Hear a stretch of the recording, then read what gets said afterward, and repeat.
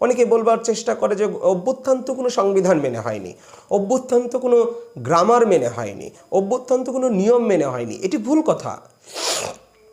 সংবিধান মেনেই এই গণ অভ্যুত্থান হয়েছে। সংবিধানের একটি আর্টিকেল বা সংবিধানের সর্বোচ্চ গুরুত্বপূর্ণ যে কথাটি, সেটি হলো রাষ্ট্রের মালিক জনগণ, রাষ্ট্রের সর্বময় ক্ষমতার মালিক জনগণ। এই যে কথাটি, সংবিধানের এই কথাটি এই গণ অভ্যুত্থানের বৈধতা দেয়। সংবিধানের এই নিয়মটি, এই কথার নিয়মটি জনগণ মেনে এই গণ অভ্যুত্থান করেছে। জনগণ যে সকল ক্ষমতার মালিক, সেটি জনগণ সংবিধানের এই কথাটি বাস্তব প্রয়োগ ঘটিয়েছে এই গণ অভ্যুত্থানের মাধ্যমে। তারা হাসিনার জালিম শাহীকে চূর্ণ বিচূর্ণ করে দেশ ছাড়া করতে বাধ্য করবার মধ্য দিয়ে জনগণ যে সকল ক্ষমতার মালিক সেটি প্রমাণ করেছে।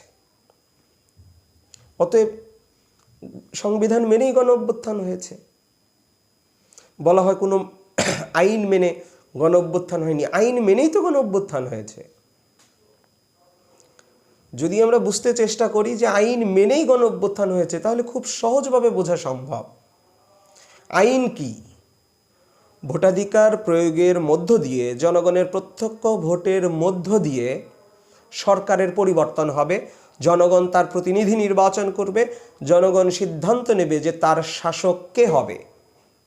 কিন্তু যখন সেই জনগণের প্রত্যক্ষ ভোটের রাস্তা নির্বাচনকে বিতর্কিত করে ফেলা হয়, নির্বাচনকে শুধুমাত্র ভোট কেন্দ্রিক করা হয়, ভোটার কেন্দ্রিক নয়, ভোটারকে ভোট থেকে বিচ্ছিন্ন করে ফেলা হয়, জনগণের ভোটের অধিকার কেড়ে নেওয়া হয়, যখন আর ভোট প্রয়োগের মধ্য দিয়ে জনগণের জনপ্রতিনিধি নির্বাচনের সুযোগ থাকে না, সরকার পরিবর্তনের সুযোগ থাকে না, তখনই জনগণ গণ অভ্যুত্থানের পথে, অর্থাৎ ওই যে সংবিধানে যে কথাটি রয়েছে যে জনগণ সকল ক্ষমতার উৎস, সকল ক্ষমতার মালিক, রাষ্ট্রের মালিক, জনগণ তখন এই আইনটির প্রয়োগ ঘটান এবং সব কিছু চূর্ণ বিচূর্ণ করে দিয়ে গণ অভ্যুত্থানের মধ্য দিয়ে সকল অপশাসনের অবসান ঘটান। এটি তো নিয়ম মেনেই হয়েছে, সংবিধান মেনেই হয়েছে। অতএব গণ অভ্যুত্থান নিয়ম মেনে হয়েছে, গণ অভ্যুত্থান সংবিধান মেনে হয়েছে। এখন বর্তমান সরকারের দায়িত্ব একটি সুষ্ঠু নির্বাচনের পথে এগিয়ে যাওয়া। বর্তমান সরকারকে আমরা দেখছি যে এই গণ অভ্যুত্থানের স্পিরিটকে তারা একটি গোষ্ঠীর কাছে জিম্মি করে ফেলতে হয়তো বা চাচ্ছেন বা ফেলার কাজ করছেন।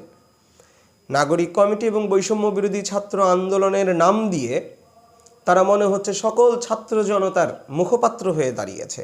কিন্তু তারা কি সকল ছাত্র জনতার মুখপাত্র, বা তারা সকল ছাত্র জনতার প্রতিনিধিত্ব করে? গণ অভ্যুত্থানের পরবর্তীতে আমরা যদি এই বৈষম্য বিরোধী ছাত্র আন্দোলনের কর্মসূচিগুলো দেখি, সেখানে কি পরিমাণ ছাত্রের অংশগ্রহণ। তার কারণ বৈষম্য বিরোধী ছাত্র আন্দোলনের ব্যানারে এখন যখন প্রোগ্রাম হয়, তখন কি আমরা 5 তারিখের মতো, 3 তারিখের মতো সেই গণজোয়ার দেখি? কেন দেখি না? তার কারণ আন্দোলনের সময় সকলেরই লক্ষ্য এবং উদ্দেশ্য ছিল এই জালিম শাহী ফ্যাসিবাদী স্বৈরাচারী শাসনের অবসান ঘটানো। সেটি যখন ঘটেছে, তখন সাধারণ ছাত্ররা তাদের জায়গায় ফিরে গেছেন, বিভিন্ন ছাত্র সংগঠনের নেতারা তাদের জায়গায় চলে গেছেন, অরাজনৈতিক ছাত্র সংগঠনগুলোর নেতারা, কর্মীরা, সদস্যরা তারা তাদের দিকে চলে গেছেন। কিছু ছাত্রছাত্রী রয়েছেন যারা এই বৈষম্য বিরোধী ছাত্র আন্দোলনের ব্যানারটাকে ধরে রেখেছেন বা ওই সময় নেতৃত্ব দিয়েছে, নেতৃত্বে ছিলেন।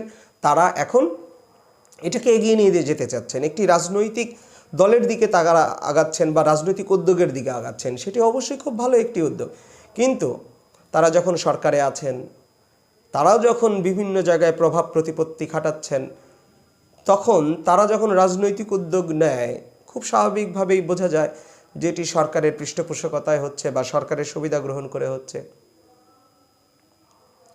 তারপরে এই যে সরকারি সুযোগ সুবিধা নিয়ে একটি কিংস পার্টি গঠন করা, এটি তো এই ছাত্রদের কাছ থেকে বা বর্তমানে এই বৈষম্য বিরোধী ছাত্র আন্দোলন এবং নাগরিক কমিটির মতো তরুণ ছাত্র সংগঠন বা তরুণদের সংগঠন থেকে এটি আসবার কথা নয়।